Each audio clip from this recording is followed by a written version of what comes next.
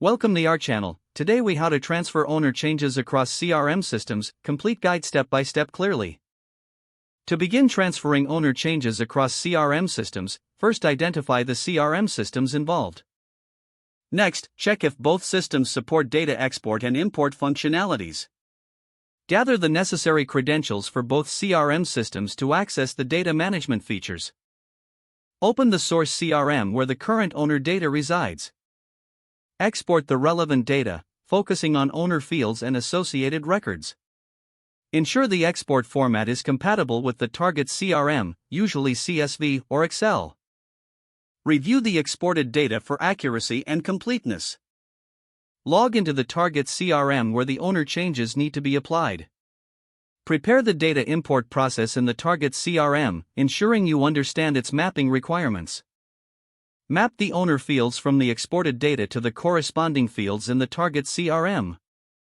Before proceeding, conduct a test import with a small data sample to confirm everything is set up correctly. Once verified, initiate the full data import for owner changes into the target CRM. After the import, review the target CRM to ensure data integrity and that ownership changes are accurately reflected. Communicate with stakeholders about the completion of the owner transfer process. Finally, document the steps taken during the transfer for future reference and troubleshooting. If the page does not load, refresh the browser or try again in a private or incognito window. Make sure you are using the correct email address, then retype it carefully to avoid small typos.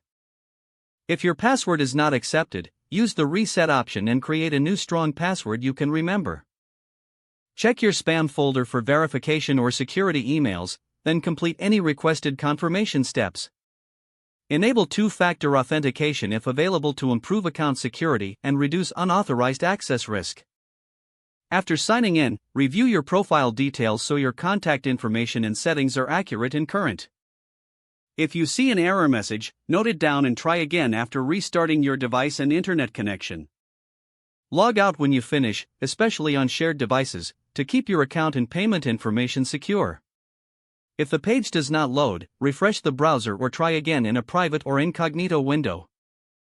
Make sure you are using the correct email address, then retype it carefully to avoid small typos. If your password is not accepted, use the reset option and create a new strong password you can remember. Check your spam folder for verification or security emails, then complete any requested confirmation steps. Enable two-factor authentication if available to improve account security and reduce unauthorized access risk.